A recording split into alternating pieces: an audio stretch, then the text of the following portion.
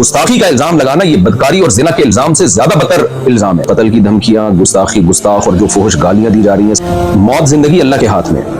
جو رات قبر میں گزرنی ہے وہ قبر میں گزرے گی، جو زمین پہ گزرنی ہے وہ زمین پہ گزرے گی. لیکن ایسا نہ ہو کہ کچھ مذہبی متشدد قسم کے اسکالر آپ سے وہ کام کروائیں جس پہ قیامت کے دن نبی صلی اللہ علیہ وسلم آپ سے اپنا چہرہ پھیر لیں. اور آپ شو تو یہ کر رہے ہو میں نے نبی کے نام پہ یہ کام کیا ہے، لیکن نبی صلی اللہ علیہ وسلم اس شدت پسندی سے کبھی بھی خوش نہیں ہو سکتے. اور اگر پھر بھی آپ یہ سمجھتے ہیں کہ یہ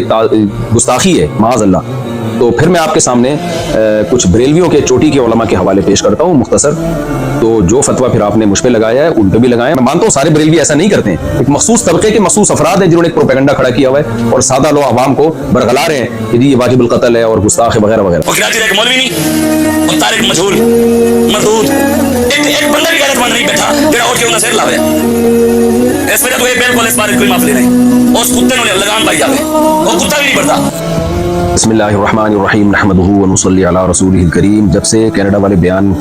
وہ سوسائٹی میں گیا ہے تو مسلسل سوشل میڈیا پہ ہائپ کریٹ کی جا رہی ہے اور ایک مخصوص طبقے کی طرف سے جو بہت زیادہ شدت پسندی پھیلا رہا ہے. بار بار مجھے کہا جا رہا ہے کہ یہ جو معذرت آپ نے دوبارہ کی ہے یہ بھی قابل قبول نہیں ہے. اور اس طبقے کا بنیادی مقصد یہ ہے کہ میں یہ مانوں کہ میں نے گستاخی کی ہے اور پھر میں گستاخی سے معذرت کروں.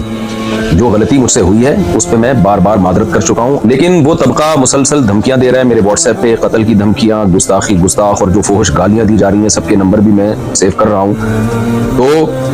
یہ سب کچھ چل رہا ہے میرے ساتھ. تو مجھے خیال ہوا کہ میں ایک علمی لحاظ سے بہرحال میں اس پہ ایک ویڈیو ریکارڈ کرواؤں، کیونکہ جو کچھ میرے مخلص لوگ ہیں، بعض لوگ، میجورٹی نے مجھے گستاخ قرار نہیں دیا الحمدللہ، میجورٹی علماء نے، بلکہ انہوں نے اس کو ایک غلطی ضرور قرار دیا، علمی غلطی، گستاخ قرار نہیں دیا. لیکن بعض ہمارے ہی بڑوں سے، بعض ہمارے ہی لوگوں نے بھی اس کو گستاخی سے تعبیر کیا اور پھر یہ کہا کہ مفتی صاحب نے جب گستاخی سے معذرت کر لی ہے تو اب ان کی جان چھوڑ دو. تو اس کو بھی بعض شدت پسند لوگ کہہ رہے ہیں دیکھو ان کے اپنے بڑے کہہ رہے ہیں کہ انہوں نے گستاخی کی ہے. اس لیے مجھے گستاخی کے لفظ کو ایکسپلین کرنا بہت میرے لیے ضروری ہو گیا ہے. وجہ اس کی ہے کہ جو مخصوص طبقے کے کچھ لوگ ہیں جو ان کے لیڈر بہت زیادہ شدت پسندی پھیلا رہے ہیں اور اپنی عوام کو، جو عام لوگ ہیں نا، ان کو بہت زیادہ اکسا رہے ہیں میرے قتل پہ. کھلی ویڈیو میں جب اتنا اکسا رہے ہیں، آپ یہ ویڈیو کلپ دیکھ سکتے ہیں. وہ کراچی ایک مولوی نہیں اور طارق مجہول مردود ایک بندہ بھی غیرت مند نہیں بیٹھا جڑا اٹھ کے انہاں سر لاوے. اس وجہ تو یہ بالکل اس بارے کوئی معافی نہیں. اس کتے نے لگام پائی جاوے، وہ کتا بھی نہیں پڑتا. جب کھلی ویڈیو میں اتنا اکسا رہے ہیں تو بند کمروں میں کتنا اکساتے ہوں گے. اور میرے پاس جو الگ سے دھمکیاں آ رہی ہیں وہ الگ ہیں. لیکن جو لیڈر حضرات ہیں نا ایک مخصوص طبقے کے، وہ بار بار جو ہے نا گستاخ کی سزا سرتن سے جدا. نعرے بھی یہی لگ رہے ہیں. سر سید تھانے کے باہر جو ہمارا قریبی محلہ ہے اس میں جو تھانہ ہے اس کے باہر بھی یہ نعرے لگائے گئے ہیں ایک کراؤڈ کی شکل میں کہ گستاخ کی سزا سرتن سے جدا. تو میں اس گستاخ کے لفظ کو آج علمی انداز سے ایکسپلین کروں گا، تحقیقی جواب بھی دوں گا، الزامی جواب بھی دوں گا کہ اگر آپ مجھ پہ گستاخی کے فتوے لگاتے ہیں تو پھر آپ ان لوگوں پہ بھی گستاخی کے فتوے لگائیں، تاکہ جو سادہ لوگ ہیں جو واقعی نبی صلی اللہ علیہ وسلم سے محبت کرتے ہیں لیکن وہ غلط فہمی کا شکار ہو گئے، مجھ سے بدگمان ہو گئے کہ مفتی صاحب نے واقعی غلط گستاخی تو بہرحال کی ہے، بعض لوگ یہ کہہ رہے ہیں. تو میں نے جو غلطی کی ہے اس سے میں رجوع کر چکا ہوں، گستاخی میں نے نہیں کی ہے. تو اب میں اس پہ شروع کرتا ہوں. دیکھیے میرا جو بیان تھا میں نے اس میں یہ بات کہی جو کہ غلط الفاظ تھے. میں نے کہا قرآن میں گرامر کے لحاظ سے یہ غلط ہے لیکن اس کو ٹھیک نہیں کیا گیا. یہ قرآن کا میں معجزہ بیان کر رہا تھا کہ جو گرامر کے لحاظ سے مسٹیک ہوئی وہ باقی رکھی گئی. لیکن بیان کے دوران ہی مجھے خیال ہوا کہ یہ لفظ جو تعبیر ہے، جو الفاظ ہیں، میرے منہ سے غلط نکل گئے. وجہ اس کی یہ ہے کہ قرآن پہلے ہے، گرامر کے اصول بعد میں وضع کیے گئے ہیں. گرامر قرآن کو دیکھ کے لکھی گئی ہے، نہ کہ قرآن گرامر کا محتاج ہے. یہ ایک ایسی حقیقت ہے جس کو میں اپنے لیکچروں میں پہلے بیان کر چکا ہوں، کئی بار بیان کر چکا ہوں کہ زبان گرامر کی محتاج نہیں ہوتی، گرامر زبان کی محتاج ہوتی ہے. مجھے بیان کے دوران ہی اندازہ ہو گیا کہ یہ الفاظ میری زبان سے غلط نکلے، لہذا میں نے بیان میں ہی اس کی کریکشن کی. کہ اگر ظاہری لحاظ سے اس میں کوئی غلطی لکھنے میں ظاہری لحاظ سے، ورنہ اس میں بڑی حکمت ہے گرامر کی ایک مسٹیک اگر ظاہری لحاظ سے میں مسٹیک کیا ہوں. تو وہ کریکشن کیا تھی جو میں نے چلائی بھی ہے کہ ظاہری لحاظ سے ہے، حقیقت میں نہیں ہے. ظاہری لحاظ سے، ظاہر کا مطلب یہ کہ حقیقت میں کوئی غلطی نہیں ہے، دیکھنے میں ایسا لگتا ہے کہ گرامر کے قاعدوں کے خلاف ہے. میرا خیال یہ تھا کہ اس سے لوگ مطمئن ہو گئے ہوں گے، لیکن وہ بھی میری غلطی تھی. مجھے اس میں اور اچھی طرح سے ایکسپلین بھی کرنا چاہیے تھا اور اسی بیان میں معذرت کر لینی چاہیے تھی. وہ بھی میں نے نہیں کی. یہ بھی ایک جرم میرا ہے، اس کی بھی غلطی کا میں اعتراف کرتا ہوں. تو لیکن مقصد یہی تھا کہ حقیقت میں کوئی غلطی نہیں ہے. ظاہری لحاظ سے غلطی کا مطلب کیا تھا کہ بھئی قرآن میں کچھ باتیں ایسی ہیں جو عام نحوی قاعدوں کے، جو قاعدے بعد میں ایجاد کیے گئے ہیں، ان کے خلاف ہیں. یہ بات صرف میں نے نہیں لکھی ہے، یہ اور بھی لوگ لکھ چکے ہیں، خود بریلوی علماء لکھ چکے ہیں. یہ دیکھیں مقدمہ تفسیر نعیمی، مصنف حکیم الامہ مفتی احمد یار خان نعیمی، یہ بریلویوں کے بڑے عالم ہیں، صفحہ نمبر 20 پہ لکھتے ہیں بعض کلمات نحوی قاعدے کے خلاف معلوم ہوتے ہیں لیکن وہ پڑھے ویسے ہی جاتے ہیں جیسے کہ ثابت ہو چکے، مثلا علیہ اللہ، اب دیکھیں قرآن کا عام قاعدہ ہے علیہ اللہ، لیکن قرآن میں لکھا ہے علیہ اللہ، یعنی گرامر کا عام قاعدہ ہے علیہ اللہ، لیکن پڑھا جا رہا ہے علیہ اللہ۔ اسی طرح وما انسانیہ الا الشیطان، اب عام قاعدہ جو نحو کے طالب علم جانتے ہیں یہ ہے وما انسانیہ، لیکن جو احمد یار صاحب ہیں، مفتی احمد یار صاحب جو بریلویوں کے بڑے عالم، وہ کہہ رہے ہیں کہ یہ بھی عام قاعدے کے خلاف ہے، ما انسانیہ ہے۔ اور تیسری مثال وہی دی ہے جو میں نے اپنے بیان میں دی تھی، لنصفعن بالناصیہ، تو یہ بھی انہوں نے مثال دی۔ اب میں پوری عبارت دوبارہ پڑھتا ہوں، مثلا علیہ اللہ ما انسانیہ لنصفعن وغیرہ، دوبارہ یہ عبارت پڑھ دیتا ہوں میں۔ یہ لکھتے ہیں بریلویوں کے عالم بعض کلمات نحوی قاعدے کے خلاف معلوم ہوتے ہیں لیکن وہ پڑھے ویسے ہی جاتے ہیں جیسے کہ ثابت ہو چکے، مثلا علیہ اللہ ما انسانیہ لنصفعن وغیرہ۔ تو محترم نے بھی یہ فرمایا کہ نحوی قاعدے کے خلاف معلوم ہوتے ہیں، جبکہ میں نے کیا کہا تھا، بظاہر گرامر کے خلاف ہے، بظاہر گرامر کے لحاظ سے غلط ہے، تو میں نے تو پھر بھی بظاہر کا لفظ لگا دیا تھا۔ تو میں پھر بھی مانتا ہوں کہ میری غلطی تھی، مجھے بہت اچھی طرح سے ایکسپلین کرنا چاہیے تھا اور اسی وقت اپنے الفاظ سے رجوع کر لینا چاہیے تھا، لیکن بعد میں نے رجوع ریکارڈ کروایا، اس کی کیا وجوہات تھی، یہ بھی میری غلطی ہے، اس میں بغیر تعویل کے اس کو بھی اپنے کھاتے میں ڈالتا ہوں، لیکن اس عمل کو آپ گستاخی نہیں قرار دے سکتے۔ اگر آپ نے گستاخی قرار دینا ہے پھر بریلوی کے ان عالم کے عمل کو بھی اور ان کی عبارت کو بھی آپ گستاخی قرار دیں، اور میں نے تو ان الفاظ سے توبہ کر لی، ان عالم نے تو توبہ بھی نہیں کی، اب تک تو ہمارے پاس کوئی ایسا ریکارڈ نہیں ہے کہ انہوں نے الفاظ سے توبہ کی۔ تو اصل مدعا میرا یہ ہے کہ نہ میرے الفاظ کو آپ گستاخی پر لے جا سکتے ہیں، نہ تفسیر نعیمی کے مصنف کے الفاظ، بریلوی عالم کے الفاظ کو آپ گستاخی قرار دے سکتے ہیں۔ آپ ان کے الفاظ کو بھی علمی غلطی قرار دے سکتے ہیں، میرے الفاظ کو بھی علمی غلطی قرار دے سکتے ہیں، یہ علمی غلطی قرار دینے پر ہمیں کوئی اعتراض نہیں ہے، لیکن آپ اس عمل کو گستاخی مت قرار دیں، کیونکہ اگر یہ ہے تو میں گستاخ ہوں تو پھر یہ بھی گستاخ ہیں، اور وہ تمام علماء گستاخ ہیں جنہوں نے اس علمی نقطے کو اس انداز سے بیان کیا۔ دوسری روایت دیکھیں، عن ہشام بن عروہ عن ابیہ قال سألت عائشة عن لحن القرآن ان هذان لساحران، وعن قوله والمقيمين الصلاة والمؤتون الزكاة، وعن قوله والذين هادوا والصابئون، فقال يا ابن اختي هذا عمل الكتاب اخطأوا في الكتابة، رواه طبری فی تفسیرہ جلد نمبر 1 صفحہ نمبر 18۔ علامہ طبری رحمہ اللہ تعالیٰ اپنی تفسیر کی جلد نمبر 1 صفحہ نمبر 18 میں لکھتے ہیں، اور یہ روایت مصنف ابن ابی شیبہ میں بھی ہے، فرماتے ہیں کہ عبداللہ بن زبیر جو حضرت عائشہ کے بھانجے تھے، انہوں نے سیدہ عائشہ رضی اللہ تعالیٰ عنہا سے قرآن کی بعض آیتوں کے متعلق پوچھا، ظاہر ہے وہ آیتیں عام گرامر قاعدوں سے ہٹ کر تھی، تو حضرت عائشہ رضی اللہ تعالیٰ عنہا سے ان کی جب تفسیر پوچھی تو حضرت عائشہ نے فرمایا کہ یا ابن اختی، ہے میرے بھانجے، ھذا عمل الکتاب اخطأوا فی الکتابہ، یہ کاتبوں کا عمل ہے جنہوں نے کتابت میں خطا کی ہے۔ تو یہاں پہ سیدہ عائشہ کا مطلب، خطا کا مطلب یہ نہیں ہے کہ سچی مچی میں غلطی کی ہے، وہ خطا یہ بیان کرنے کے لیے بتا رہی ہیں کہ یہ جو عام قاعدے جو گرامر کے اصول کیے گئے ہیں، یہ عام قاعدوں سے ہٹ کر انہوں نے اس کو لکھا ہے، جمہور حضرات نے یہی مفہوم بیان کیا ہے اس کا۔ تو یہاں بھی میں یہ کہوں گا کہ کیا آپ سیدہ عائشہ کو بھی معاف نہیں کرو گے؟ آپ یہ کہو گے انہوں نے معاذ اللہ دعویٰ کیا ہے کہ قرآن میں تحریف ہوئی ہے، قرآن کو غلط لکھا گیا ہے اور قرآن کی کتابت کے طریقے غلط تھے، یا علامہ طبری جو بڑے مفسر ہیں، جن کو دیوبندی بھی مانتے ہیں، بریلوی بھی مانتے ہیں، اہل حدیث بھی بہت بڑا مفسر مانتے ہیں، آپ ان کو گستاخ قرار دیں گے کہ انہوں نے سیدہ عائشہ کا یہ قول نقل کیا اور پھر سیدہ عائشہ کو گستاخ نہیں، کیونکہ آپ لوگ تو کہتے ہیں گستاخ کو گستاخ قرار نہ دینا بھی گستاخی ہے، تو کیا معاذ اللہ آپ ان سب کو گستاخ قرار دیں گے؟ ظاہر ہے آپ یہ کہیں گے کہ ایک چیز ہے جس کو یہ اپنے الفاظ میں بیان کر رہے ہیں، اور پھر میں بار بار بتاؤں یہ سب کا امت کا اتفاق ہے، میں مفسرین کے حوالے بھی دے سکتا ہوں اور میرے پرانے بیانات بھی مل جائیں گے اس پر، کہ گرامر قرآن کی محتاج ہے، قرآن گرامر کا محتاج نہیں ہے۔ اس زمانے میں عربی کے قواعد و ضوابط منضبط نہیں کیے گئے تھے، گرامر کو بعد میں وضع کیا گیا ہے، تو جو اکثر قاعدے اور کلیے جو انہوں نے وضع کیے ہیں تو قرآن کی بعض آیتیں ان اکثر قاعدوں پر منطبق نہیں ہوتی تھی، لیکن ان کی بھی بہت سے حضرات نے تعویل کی ہے، جیسے لنصفعن بالناصیہ میں عین کے بعد جو نون آ رہا ہے، تو نون میں بہت سے حضرات نے کہا ہے کہ یہ گرامر کے قاعدوں کے مطابق ہے، یہ گرامر کے قاعدے کے خلاف بھی نہیں ہے، مطابق اس لیے کہ یہ جو نون تاکید ہے نا، اس کو الف کے ساتھ بھی لکھا جاتا ہے، اس کی کچھ مثالیں بھی دی ہیں، تو یہ دونوں اقوال علماء میں پہلے سے چل رہے ہیں۔ کسی نے کہا کہ بعد میں جو قواعد و ضوابط وضع کیے گئے، بہت ساری چیزیں اس قاعدے پہ منطبق نہیں بیٹھتی، تو کوئی بات نہیں، اس سے قرآن کا غلط ہونا ثابت نہیں ہوتا، وجہ اس کی گرامر تو بعد میں آئی ہے۔ اور بعض نے کہا نہیں بھائی، گرامر جو اس دور میں گرامر تھی، جو اصل ہے اس کے، اور اس کے شواہد بھی پیش کیے انہوں نے، دلائل بھی پیش کیے کہ اس کے مطابق یہ گرامر کے بھی عین مطابق ہے، تو یہ شروع سے اختلاف چلا آ رہا ہے اور یہ سب کی تعبیرات ہیں۔ ابھی تو میرا مدعا صرف یہ ثابت کرنا ہے کہ اگر مجھ سے الفاظ میں غلطی ہوئی ہے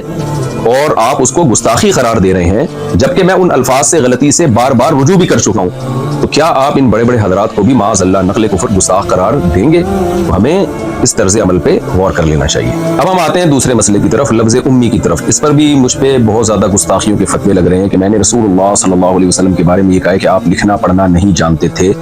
اور کہا گیا ہے کہ یہ بھی گستاخی کی ہے۔ بعض لوگوں نے تو یہ کہہ دیا کہ میں نے نبی کو ان پڑھ کہا ہے، حالانکہ میں نے نبی صلی اللہ علیہ وسلم کی طرف ان پڑھ کے لفظ کی نسبت نہیں کی، اور میں اس لفظ نبی کی طرف ان پڑھ کے لفظ کی نسبت کو ادب کے خلاف سمجھتا ہوں۔ تو میں نے کہا ہے کہ آپ صلی اللہ علیہ وسلم لکھنا پڑھنا نہیں جانتے تھے۔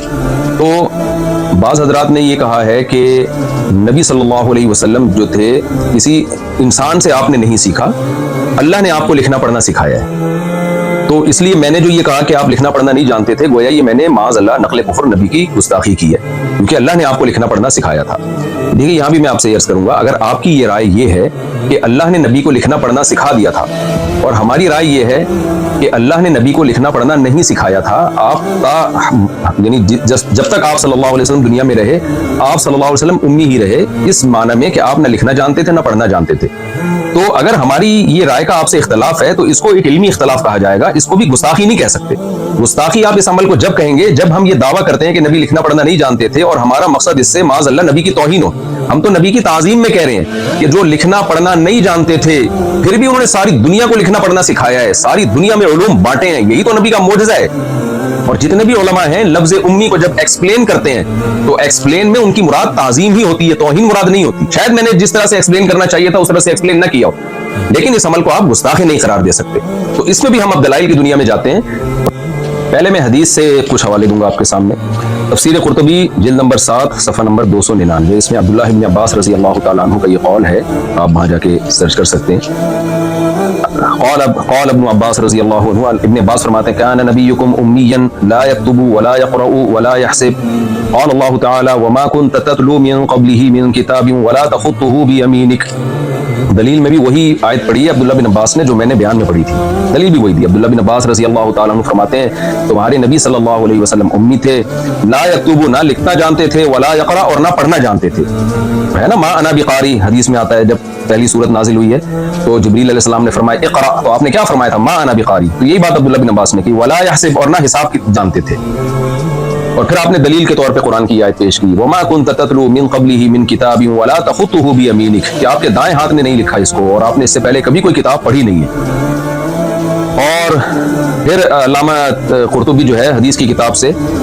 عبداللہ بن عمر رضی اللہ تعالیٰ عنہ سے بھی یہ روایت نقل کرتے ہیں، عن ابن عمر رضی اللہ عنہما عن النبی صلی اللہ علیہ وسلم قال امۃ امیۃ لا نکتب ولا نحسب، ہم ایک امی امت ہیں، نہ ہم لکھتے ہیں نہ ہم پڑھتے ہیں۔ اچھا بعض لوگ ہو سکتا ہے ترجمے میں یہ گڑبڑ کریں کہ نبی صلی اللہ علیہ وسلم کے بارے میں جو عبداللہ بن عباس نے فرمایا کہ نبی نہ لکھتے تھے نہ پڑھتے تھے، تو اس سے یہ کہاں ثابت ہوتا ہے کہ لکھنا اور پڑھنا نہیں جانتے تھے؟ بھائی جانتے تھے لیکن لکھتے نہیں تھے، لیکن اگلی حدیث میں اس کو کلیئر کر دیا، آپ نے فرمایا ہم امی امت ہیں، نہ لکھنا جانتے ہیں نہ پڑھنا جانتے ہیں۔ اگر ہم اس کا ترجمہ یہ کریں گے کہ ہم نہ لکھتے ہیں نہ پڑھتے ہیں تو یہ بات تو مشاہدے کے خلاف ہو جائے گی، بعض صحابہ تو لکھتے بھی تھے پڑھتے بھی تھے۔ اس میں نبی نے اپنی بارے میں بتایا کہ ہم امت یعنی من حیث القوم، عرب میں لکھنا پڑھنے کا نہیں آتا تھا ان کو، مخصوص لوگ ہوتے تھے جن کو لکھنا پڑھنا آتا تھا۔ تو اگلی حدیث پہلی حدیث کے مصداق کو متعین کر رہی ہے کہ نبی صلی اللہ علیہ وسلم فرمایا ہم امی ہیں، نہ ہم لکھنا جانتے ہیں نہ ہم پڑھنا جانتے ہیں، اور یہ حدیث صحیح ہے مسلم میں 1080 صراحتاً بھی ہے، جو میں آپ کے سامنے پڑھ دیتا ہوں۔ عن عبداللہ بن عمر رضی اللہ عنہ یحدث عن النبی صلی اللہ علیہ وسلم قال انا امۃ امیۃ لا نکتب ولا نحسب، نبی صلی اللہ علیہ وسلم نے فرمایا کہ ہم امی امت ہیں، نہ ہم لکھنا جانتے ہیں نہ ہم حساب و کتاب کرنا جانتے ہیں۔ تو پھر بھی اگر آپ کا اختلاف ہے کہ نہیں بھائی نبی صلی اللہ علیہ وسلم کو اللہ نے لکھنا پڑھنا سکھا دیا تھا، تو یہ علمی اختلاف کہلائے گا۔ اس میں آپ کہیں گے ہمارے اس میں مفتی طارق مسعود صاحب سے اور جمہور امت سے اختلاف ہے، اس کو آپ گستاخی نہیں قرار دے سکتے۔ جمہور امت کا وہی عقیدہ ہے کہ نبی صلی اللہ علیہ وسلم لکھنا پڑھنا نہیں جانتے تھے، مگر یہ آپ کی تعریف ہے اور آپ صلی اللہ علیہ وسلم کی تعظیم ہے کہ جو نہ لکھنا جانتا ہو نہ پڑھنا جانتا ہو، پوری دنیا کو لکھایا بھی پڑھایا بھی، اور پوری دنیا علوم میں اس کی محتاج ہے، بعد از خدا بزرگ تو یہ قصہ مختصر، اللہ کے بعد کوئی صاحب علم ہے تو پیغمبر صلی اللہ علیہ وسلم۔ تو آپ کیسے میرے اس طرز بیان کو آپ گستاخی قرار دے رہے ہیں؟ یہ صحیح ہے بخاری حدیث نمبر 2731۔ یہ واقعہ کیا ہے؟ صلح حدیبیہ کا مشہور واقعہ، جب حدیبیہ میں صلح ہوئی نبی صلی اللہ علیہ وسلم اور صحابہ مشرکین مکہ کے درمیان، تو جو صلح میں معاہدہ ہوا تھا وہ ریٹن فارم میں لایا جا رہا تھا، آپ صلی اللہ علیہ وسلم نے سیدنا علی رضی اللہ تعالیٰ عنہ کو بلایا اور ان سے فرمایا کہ لکھو اکتب بسم اللہ الرحمن الرحیم، بسم اللہ الرحمن الرحیم سے لکھنا شروع کرو۔ آخر میں آپ صلی اللہ علیہ وسلم نے کیا لکھوایا حضرت علی سے؟ ھذا ما قضى علیہ محمد رسول اللہ، یہ وہ فیصلہ ہے جو محمد صلی اللہ علیہ وسلم جو اللہ کے رسول ہے ان کا فیصلہ ہے، یہ لکھ دیا گیا۔ مشرکین نے اس پہ بھی اعتراض کیا تو کہنے لگے فواللہ لو كنا نعلم انك رسول اللہ ما صددناك عن البيت ولا قاتلناك، بھئی اگر ہم آپ کو رسول اللہ مان لیں تو ہم آپ سے جھگڑا، پھر ہم آپ سے نہ قتال کرتے نہ ہم بیت اللہ میں آنے سے آپ کو روکتے، سارا جھگڑا ہی اس لفظ کا ہے کہ ہم آپ کو رسول اللہ نہیں مانتے، لہذا یہ لفظ بھی آپ مٹائیں۔ ولكن اكتب محمد ابن عبد اللہ، کہنے لگے کہ بھئی آپ محمد بن عبداللہ لکھیں۔ قال النبی صلی اللہ علیہ وسلم واللہ انی لرسول اللہ وان کذبتمونی، اللہ کی قسم میں اللہ کا رسول ہی ہوں اگرچہ تم مجھے جھٹلاؤ۔ پھر آپ نے سیدنا علی رضی اللہ عنہ سے فرمایا اکتب محمد ابن عبداللہ، اے علی لکھ دو محمد بن عبداللہ۔ امام زہری کہتے ہیں کہ حضرت علی رضی اللہ تعالیٰ عنہ جو تھے وہ ان کو یہ بہت مشکل لگا ان کو یہ کہ میں رسول اللہ کے لفظ کو اپنے ہاتھ سے کیسے مٹاؤں، تو نبی صلی اللہ علیہ وسلم نے پھر کیا فرمایا سیدنا علی سے بخاری کی حدیث کے مطابق ارینی مکانہا، اے علی مجھے بتاؤ کہاں لکھا ہے رسول اللہ۔ فاراہ مکانہا، حضرت علی نے بتایا نبی کو، فمحاہا، نبی نے اپنے دست مبارک سے اس کو مٹا دیا۔ اس سے بھی صاف پتہ چلتا ہے بھائی اگر ہمارے نبی صلی اللہ علیہ وسلم لکھنا جانتے یا پڑھنا جانتے تو آپ سیدنا علی سے کیوں پوچھتے کہ مجھے بتاؤ کہاں لکھا ہوا ہے؟ تو یہ تمام چیزیں نبی کی تعظیم کو بڑھاتی ہیں کہ جو پیغمبر نہ لکھنا جانتا ہو نہ پڑھنا جانتا ہو لیکن اس نے ساری دنیا کو علوم سکھائے، اور میں دوبارہ اس شعر کو ریپیٹ کرتا ہوں، بعد از خدا بزرگ تو یہ قصہ مختصر، پوری امت کا اس پر اجماع ہے کہ اللہ کے بعد سب سے زیادہ علم اللہ نے سید الانبیاء محمد صلی اللہ علیہ وسلم کو دیا ہے، لیکن آپ کو امی کہنا یا آپ کو یہ کہنا کہ آپ صلی اللہ علیہ وسلم لکھنا پڑھنا نہیں جانتے تھے اور تعظیم کی نیت سے کہنا پھر اس کو ایکسپلین کرنا، یہ تمام باتیں اس بات کی دلیل ہیں کہ یہ کہنے والا نبی کی تعظیم کر رہا ہے، اور ایسے تعظیم کرنے والے پر گستاخی کے فتوے لگانا کسی بھی طرح سے نہیں بنتا۔ اور اگر پھر بھی آپ یہ سمجھتے ہیں کہ یہ گستاخی ہے معاذ اللہ، تو پھر میں آپ کے سامنے کچھ بریلویوں کے چوٹی کے علماء کے حوالے پیش کرتا ہوں مختصر، تو جو فتویٰ پھر آپ نے مجھ پہ لگایا ہے ان پہ بھی لگائیں۔ کنز الایمان ما خزائن العرفان، امام احمد رضا خان بریلوی صاحب، ان کی تفسیر، انہوں نے قرآن کی جو آیت ہے فآمنوا باللہ ورسولہ النبی الأمی الذی یؤمن باللہ وکلماتہ، اس آیت کی تفسیر میں لکھتے ہیں اللہ اور اس کے رسول بے پڑھے غیب بتانے والے، الامی کا ترجمہ انہوں نے کیا بے پڑھے، حالانکہ میں نے بے پڑھے کا مطلب اردو میں ان پڑھ ہی سمجھا جاتا ہے، جبکہ میں نے تو لفظ بے پڑھے استعمال نہیں کیا، میں نے تو کہا آپ صلی اللہ علیہ وسلم لکھنا پڑھنا نہیں جانتے تھے، جبکہ جناب احمد رضا خان بریلوی نے تو بے پڑھے کا لفظ نبی صلی اللہ علیہ وسلم کے لیے استعمال کیا ہے۔ اور میرا کلپ موجود ہے جناب امام احمد رضا خان کے فیور میں، آپ وہ یوٹیوب پہ سرچ کر سکتے ہیں کہ میرے سامنے کسی نے کوئی عبارت نکالی اور کہا کہ اس سے تو ان کی گستاخی ثابت ہو رہی ہے، تو میں نے اس کی تعویل کی، کیونکہ بعض لوگ مجھ پہ یہ الزام لگا رہے ہیں کہ ان کے لیے اپنے لیے اصول کچھ اور ہیں، دوسروں کے لیے اصول کچھ اور ہیں، تو یہ الزام بھی غلط ہے۔ آپ میرا وہ کلپ دیکھ سکتے ہیں کہ اس میں جناب احمد رضا خان، بہت پرانا کلپ ہے وہ، میں کہہ رہا ہوں اس سے گستاخی کا پہلو نکالنا ٹھیک نہیں ہے۔ تو جب ہم جناب احمد رضا خان بریلوی سے بیسیوں اختلافات کے باوجود ان کی اس بے پڑھے لفظ سے گستاخی کا پہلو نہیں نکال رہے، تو آپ ہمیں لفظ امی کو ایکسپلین کرنے میں آپ ہمیں کیسے گستاخ قرار دے سکتے ہیں؟ ایک اور حوالہ مظہر القرآن، تفسیر مظہر القرآن جلد اول میں بریلویوں کے بہت بڑے عالم ہیں شیخ الاسلام مفتی شاہ محمد مظہر اللہ دہلوی، یہ اپنی کتاب میں لکھتے ہیں اللہ تعالیٰ نے مجھے یعنی محمد صلی اللہ علیہ وسلم کو پچھلی کتابوں میں امی لقب سے یاد فرمایا۔ آگے اس کی ایکسپلینیشن، اس کی روایت کی کو ایکسپلین کرتے ہوئے کہتے ہیں اس لیے کہ آپ ان پڑھ تھے۔ اب آپ دیکھیں انہوں نے تو آپ کے لیے ان پڑھ کا لفظ استعمال کیا ہے، میں نے تو ان پڑھ کا لفظ بھی استعمال نہیں کیا۔ پھر آگے کہتے ہیں یا اس وجہ سے کہ آپ ام القریٰ یعنی مکہ میں پیدا ہوئے تھے، ان پڑھ ہونا حضور کے لیے بڑا فخر ہے، نہ کہ نہ پڑھے نہ لکھے اور وہی کے ذریعے سے بڑے بڑے لوگوں کو دنیا اور دین کے انتظام سکھائے۔ دوبارہ میں ان کے الفاظ کو ریپیٹ کر دیتا ہوں، کہتے ہیں اس لیے کہ آپ صلی اللہ علیہ وسلم ان پڑھ تھے، اور پھر آگے فرمایا کہ حضور کی ان پڑھ ہونا حضور کے لیے بڑا فخر ہے کہ نہ پڑھے نہ لکھے اور وہی کے ذریعے سے بڑے بڑے پڑھے لکھوں کو دنیا اور دین کے انتظام سکھائے۔ یہی بات تو ہم پورے بیان میں کہتے رہے ہیں، پھر بھی ہم نے ادب میں ان پڑھ کا لفظ استعمال نہیں کیا، لیکن جو بریلویوں کے یہ بڑے عالم ہیں انہوں نے تو ان پڑھ کا لفظ بھی استعمال کر لیا اور نہ پڑھے نہ لکھے کا لفظ بھی استعمال کر لیا، اور ان کو اس طرح کی باتوں کو ہم نے یہی کہا کہ بھائی ان کا مقصد نبی کی تعظیم تھی، توہین نہیں تھی۔ پورا میرا بیان جو کینیڈا میں ہوا ہے پورا نبی کی تعظیم اور قرآن کی صداقت میں بیان ہوا ہے، آپ مجھے گستاخ قرار دیتے ہیں میرے ان جملوں کی وجہ سے، تو پھر آپ ان بزرگوں کی طرف بھی آئیے اور ان کو بھی آپ گستاخ قرار دیں۔ فتاوی رضویہ جلد نمبر 14 صفحہ نمبر 237، اس میں جناب احمد رضا خان بریلوی صاحب لکھتے ہیں کیا یحرفون الکلم عن مواضعہ کے سر پر سینگ ہوتے ہیں؟ اب آپ بتائیے قرآن مجید کی آیت کے لیے یہ الفاظ استعمال کرنا